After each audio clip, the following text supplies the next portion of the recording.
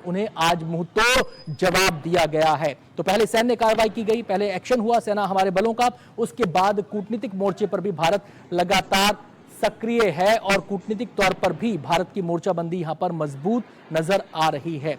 और राष्ट्रपति ट्रंप का भी बयान सामने आया।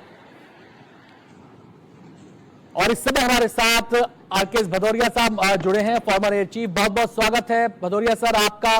सबसे पहले तो हमारी तमाम जो सेनाएं हैं, सुरक्षा बल हैं, उनको बहुत बहुत बधाई। जो टारगेट उन्होंने को दिया गया था वो टारगेट अचीव कर लिया गया है और इतनी सटीकता के साथ अचीव किया गया है कि जो ठिकाने, जो टारगेट तय किए गए थे वो पूरी तरह खत्म हो गए और किसी सिविलियन की कोई कैजुअलिटी भी नहीं हुई। इस ऑपरेशन को लेकर आप क्या कहना चाहते हैं? मैं तो ये कहना चाहूंगा कि जो भी टारगेट चुने गए सब ऑल 9 टारगेट्स वो टेररिस्ट साइट्स थी या टेररिस्ट इंफ्रास्ट्रक्चर था। आई थिंक ये एक बहुत ही ड्यू डिलिजेंस के बाद बहुत ही कंसिडर्ड डिसीजन था कि किस तरह के टारगेट्स एंड किस नेचर के एंड क्या कॉम्बिनेशन के। इम्पोर्टेंट चीज ये है कि कितने टारगेट्स चुने गए and I think honourable prime minister ने जो बोला था कि अनइमेजिनेबल पनिशमेंट होनी चाहिए टेररिस्ट के लिए और उनके बैकर्स के लिए, एग्जैक्टली उसी हिसाब से ये नंबर्स चूज किए गए and the nature of targets. And other important point is कि ये स्ट्राइक सक्सेसफुल रही, वो टारगेट्स हिट हुए हैं। जो वीडियोस एंड जो फोटोग्राफ्स पाकिस्तान से इमर्ज हो रहे हैं सोशल मीडिया एक्सेट्रा से एंड जो आप लोग दिखा रहे हो, वेरी क्लियरली वो टारगेट सब हिट हुए हैं एंड सब्सटेंशियल डैमेज हुआ है। जी, ये सारे प्रिसीजन स्ट्राइक्स थे बिकॉज एग्जैक्टली वही टारगेट्स हिट किए गए हैं एंड कोलेटरल डैमेज को बेयर मिनिमम रखने की पूरी कोशिश रही है। सो आई थिंक वो भी एक प्लानिंग का अहम हिस्सा होगा ताकि सिविलियंस इस चपेट में ना आए।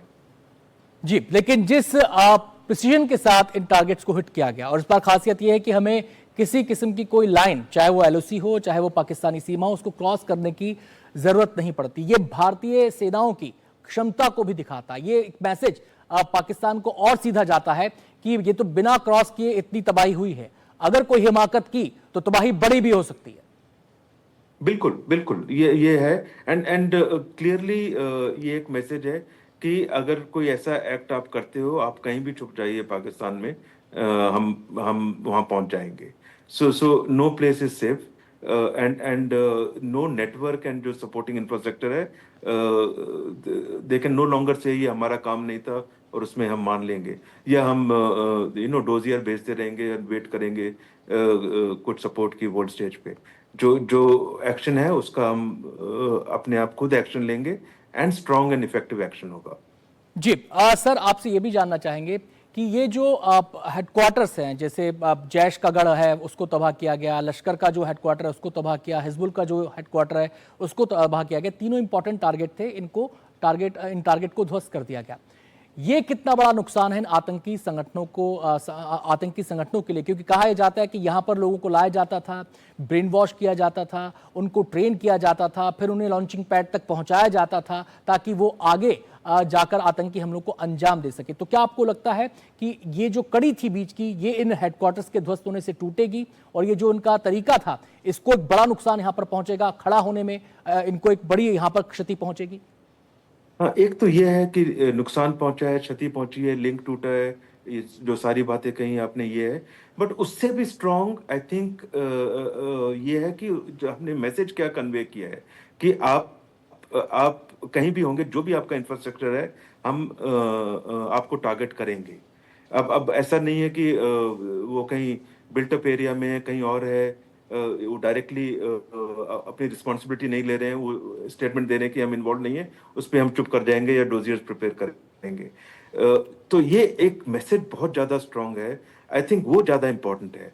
और जी, दूसरी बात, जितना हमने नेटवर्क एक्सपोज किया है, जितने टारगेट किए हैं, मेरे ख्याल वर्ल्ड के लिए भी एक ये मैसेज है कि ये उनका नेटवर्क इतना फैला हुआ है, इतना बड़ा हुआ है एंड ये इनका सपोर्ट लेवल है पाकिस्तान में टेररिस्ट का and the world needs to take notice and world parts को भी पाकिस्तान को लाइन पे लाने के लिए, उनको वापस राह पे लाने के लिए अपने कार्य करने चाहिए।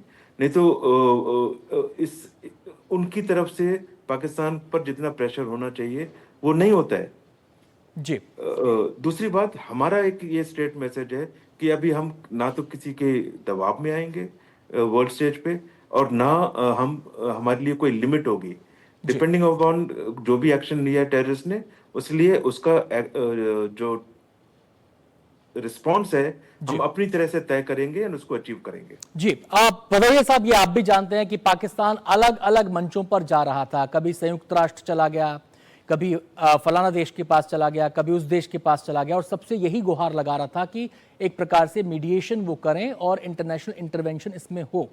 लेकिन भारत का इन तमाम कोशिशों के बाद, क्योंकि भारत भी कूटनीतिक मोर्चे पर लगा हुआ था, अपनी बात कह रहा था, लेकिन इन तमाम कोशिशों के बावजूद, तमाम अपीलों के बावजूद, क्योंकि अपील भी की गई थी कि दोनों देश संयम बरतें, ऐसा करें वैसा करें, हिदायतें दी जा रही थी, प्रीचिंग हो रही थी, लेकिन भारत ने इस हमले को, इस ऑपरेशन को अंजाम दिया। इसके क्या मायने हैं? ये क्या संदेश देता है पाकिस्तान को, और जो उसकी कोशिश थी वो एक तरीके से धराशायी हो गई? बिल्कुल बिल्कुल, एक तो उनकी जो कोशिश थी धराशायी हो गई। हम दुनिया के दबाव में आने वाले नहीं है। दूसरी बात, हमारी तरफ से अभी भी संयम रखा गया है। जी सिर्फ टेररिस्ट नेटवर्क्स को टारगेट किया गया है। उनकी सपोर्ट में दूसरे भी टारगेट्स हैं, दूसरे भी उनकी आईएसआई देखिए, उनके उनकी आर्मी सपोर्ट देखिए, दूसरी सपोर्ट देखिए, तो जी वो सपोर्ट वाले, वो उस तरह के टारगेट्स बिल्कुल टारगेट नहीं किए गए हैं। वो हमारी तरफ से एक रैशनल मूव था। एक हमारी तरफ से अभी भी ये संयम के साथ में जी टारगेट लिस्ट बनाई गई है। जी ये नहीं है कि इसके बियॉन्ड टारगेट नहीं है। मेरे हिसाब से उनकी आर्मी, उनकी आईएसआई डायरेक्टली कॉम्प्लिसिट है इन टेररिस्ट को सपोर्ट करने में। जी। तो उनको ये बात समझ आनी चाहिए कि ये हमारा जो एक्शन है बड़ा है, बट फिर भी संयम से है।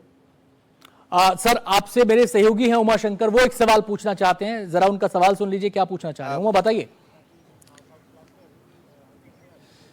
जी भदौरिया साहब, आपसे हम ये जानना चाहेंगे, आप हमें और हमारे दर्शकों को ये भी बताएं कि भारत ने इस बार अपनी हवाई सीमा से वो बाहर नहीं गया। इसके पीछे की जो दो वजह है, एक तो पहली वजह ये कि भारत ने अपने लड़ाकू विमानों की क्षमता को, अपनी हवाई क्षमता को बढ़ाया। साथ में दूसरा जो हमारा अनुभव है विंग कमांडर अभिनंदन का, क्योंकि पिछली बार वो जब पाकिस्तान की सीमा में थे उनको इजेक्ट करना पड़ा था वहाँ, और फिर अभिनंदन को वापस हासिल करने के लिए हमें काफ़ी मशक्कत करनी पड़ी थी। तो आप ये बताइए कि क्या ये भी एक वजह रही कि इस बार हम पाकिस्तान की हवाई सीमा में नहीं गए और अपने सीमा से ही जो ठिकाने है उस पर प्रहार किया? हाँ, एक तो पिछली बार के मुकाबले इस बार टारगेट्स, ऑब्वियसली आप देख रहे हैं कितने टारगेट्स है, नेचर ऑफ टारगेट्स, एंड इस बार जो लेवल ऑफ प्रिपेयर्डनेस एंड जो एक्टिवेशन पाकिस्तान की तरफ से हुआ है वो पिछली बार से ज़्यादा हुआ है, चाहे उनकी आर्मी रही हो चाहे एयरफोर्स। दूसरी बात, पिछली बार के मुकाबले आज की तारीख में हमारे पास जो वेपन्स कैपेबिलिटी अवेलेबल है, राफेल का इंडक्शन पूरा हो गया, राफेल की वेपन्स अब है, दूसरी हमने एडवांस वेपन्स इंडक्ट किए हैं, उनकी क्षमता कहीं ज़्यादा है। जी एंड देयरफॉर अभी इंक्रीजिंगली पॉसिबल है कि बहुत सारे टारगेट्स आप अपने बाउंड्री के अंदर रह के ही एड्रेस कर सकते हैं। तो स्टैंड ऑफ का एक तो kind of weapons that are available, दूसरा जो जी टारगेट्स चॉइस किए गए हैं, एंड जितना लेवल ऑफ डिप्लॉयमेंट हुआ है उसको देखते हुए किया गया है। जी। क्या आप भदौरिया सर, आपसे ये जानना चाहेंगे कि इसमें भारत की क्षमताओं का तो टेस्ट एक हुआ? और सवाल। जी, मैं आता हूं उमा, आपके पास आता हूं। एक सवाल मैं कर लेता हूं यहां पर कि भारत की क्षमताओं का तो यहां पर टेस्ट हुआ, लेकिन क्या आपको नहीं लगता कि पाकिस्तान की जो कमजोरी है, उनका लेवल ऑफ प्रिपेयर्डनेस आप बता रहे हैं कि इस बार ज्यादा था, उसके बावजूद हमारी स्ट्राइक्स जाती हैं, स्ट्राइक करती हैं, और कहीं कोई किस्म का कोई डिफेंस वहां पर, डिफेंस शील्ड वहां पर नजर नहीं आती, तो पाकिस्तान का ये एक्सपोजर भी सामने आया। ये वो उनका एयर डिफेंस नेटवर्क पूरी तरह से अलर्ट था, पूरी तरह से। तो देयरफॉर उनकी जो भी क्षमता है इंटरसेप्ट करने की, वो वहां पे उन्होंने डिप्लॉय की थी। पर ऑब्वियसली हमने आईबी क्रॉस नहीं किया, एलसी क्रॉस नहीं किया from aircraft point of view, but हमारी वेपन्स जो गई वो उन्होंने कितनी इंटरसेप्ट की अब डिटेल्स आएंगे। बट जैसा कि लग रहा है सब टारगेट्स पे पहुंची हैं, तो ज्यादा वेपन्स भी इंटरसेप्ट नहीं हुई हैं, ज्यादातर सब टारगेट्स पे पहुंची हैं। देयरफॉर ओवरऑल जो प्लानिंग में भी काफी elements of deception and elements of हम कहाँ अटैक कर रहे हैं, कहाँ दिखा रहे हैं, ये सब कॉम्बिनेशन होता है। तो सो ओवरऑल ये सक्सेसफुल मिशन रहा है टारगेट को अचीव करने के पॉइंट ऑफ व्यू से। बाकी डिटेल्स हमारे पास नहीं है, वो जी जैसे इमर्ज करेंगे वी कैन एनालाइज। पर सिर्फ टारगेट को अगर आज हम देखें, क्या टारगेट्स चुने थे, क्या मैसेज था, क्या अचीव किया, वो आई थिंक एक बेसिक मिशन अच्छी तरह से अचीव किया है। जी उमा, कुछ पूछना चाह रहे थे आप? जी बिल्कुल भदौरिया जी, मैं ये कहना चाह रहा था कि पाकिस्तान जो है आतंकवाद के मामले को लेकर काफ़ी एक गैर जिम्मेदार देश है। उसने कभी भी आतंकवाद पर ईमानदारी से काबू करने की कोशिश नहीं की। अब जब भारत ने पहलगाम हमले को लेकर एक जवाबी कार्रवाई की है और आतंकी ठिकानों को नष्ट किया है, ये सवाल आपको थोड़ा हाइपोथेटिकल लग सकता है, लेकिन पाकिस्तान जिसके बारे में कुछ भी प्रेडिक्ट नहीं किया जा सकता कि किस दिशा में जाएगा, आपको क्या लगता है कि भारत की जो सैन्य क्षमता है उसको देखते हुए पाकिस्तान थोड़ा मुनासिब ये समझेगा कि वो उस तरह से रिटेलिएट ना करे जिससे ये एस्केलेट करे और ज्यादा, या आपको लगता है कि वो अपना हाथ ऊपर रखने के लिए एक ऑल आउट वॉर की तरफ जाता दिखेगा? ऑल आउट वॉर की तरफ से जाता नहीं दिखेगा, लेकिन वो कुछ एक्शन जरूर लेंगे उनकी अपनी ऑप्टिक्स के लिए, अपने लोगों को दिखाने के लिए, और उनके इस तरह का पूरा हमेशा अप्रोच रही है। तो अगर हमने 9 टारगेट्स लिए हैं, वो भी कुछ ऐसा ही चूज करेंगे कि नंबर्स 9 हो, उस किस तरह से प्रोजेक्ट किया जाए कि हमने भी 9 किए या 10 टारगेट किए, 11 किए। इम्पोर्टेंट ये है कि वो किस तरह के टारगेट अटैक करते हैं। हमने तो टेररिस्ट टारगेट अटैक किए, जी ऐसे टारगेट्स उनके लिए तो है नहीं। हमारे पास तो कोई ऐसे लॉन्च पैड से ऐसे कोई नेटवर्क नहीं है। तो वो क्या अटैक करते हैं ये इंपॉर्टेंट है, एंड क्या डैमेज करते हैं। हमारे लिए क्या जरूरी है कि ऑब्वियसली हमारी सेनाएं पूरी डिप्लॉय हो चुकी होंगी, हो रही हैं, बाकी एक्शंस हो रहे होंगे। तो जो भी वो एक्शन लेते हैं उसको इफेक्टिवली डिफेंड करना, हमारे अपने डैमेज को मिनिमाइज करना, फिर जो डैमेज होता है, जो टारगेट्स वो अटैक करते हैं, उसको एनालाइज करके आगे वाले एक्शंस उसी हिसाब से होंगे। अब वो तो इरेशनल है, अनफॉर्चुनेटली हम इरेशनल नहीं है। तो हमारे जो भी रिस्पॉन्स होगा वो बहुत कंसिडर्ड होगा, बहुत रैशनल होगा, बहुत सोच समझ के किया जाएगा, डी एस्केलेटरी होगा। बट अगर वो इसको और एस्केलेशन करते जाते हैं, अगर वो सोचते हैं कि वो लड़ाई की तरफ जाना चाहते हैं, तो आई एम श्योर हमारी सेनाएं उसके लिए भी पूरी तैयार है। तो हमारी तरफ से ऐसी कोई बंदिश नहीं है, बट हमारी बेसिक जो डायरेक्शन है ये टेररिस्ट के अगेंस्ट एक्शन है, एस्केलेटरी नहीं है। आगे हम क्या करना चाहते हैं विल डिपेंड अपॉन, या क्या करेंगे डिपेंड करेगा वो लोग क्या करते हैं उसके हिसाब से। जी भदौरिया सर, मैं आपसे एक सवाल और जानना, जैसे आपने कहा कि हमारे पास तो टारगेट्स थे, आतंक के ठिकाने हमारे टारगेट थे, लेकिन पाकिस्तान हाल तो ऑल आउट वॉर की तरफ नहीं जाएगा ये आप कह रहे हैं, लेकिन अगर वो रिटेलिएशन करता है तो वो कैसा रिटेलिएशन करेगा? क्या वो मिलिट्री साइट्स को निशाना बनाएगा? क्या वो सिविलियन साइट्स को निशाना बनाएगा? अगर वो ये गलती करता है तो फिर तो ये एक तरीके से युद्ध की घोषणा ही हुई। वो सिविलियंस को तो नहीं बनाना चाहिए टारगेट, बट कुछ लो कैलिबर मिलिट्री टारगेट्स चूज कर सकते हैं, ये मेरा अंदेशा है, क्योंकि उनको कोई टारगेट्स तो करना पड़ेगा। उनको नंबर से ज्यादा फिक्र होगी, टाइप ऑफ टारगेट से उतनी कम फिक्र है। हमारा उल्टा था, हमारा टाइप और उसकी क्या अहमियत है वो जरूरी था। तो ये डिपेंड करता है वो उनका एक्शन क्या है। हमारे लिए सबसे ज्यादा जरूरी है कि जो भी उनका एक्शन होता है उसको इफेक्टिवली डिफेंड करना, एंड उसके बाद अपना डैमेज देख के, अपना उनके जो एक्शन उसको देख के अपना आगे के एक्शंस को कैलिब्रेट करना। सो ये सिचुएशन अब इमर्ज करेगी डिपेंडिंग ऑन वो क्या करते हैं, एंड आगे किस तरह के कॉम्बिनेशन बनते हैं।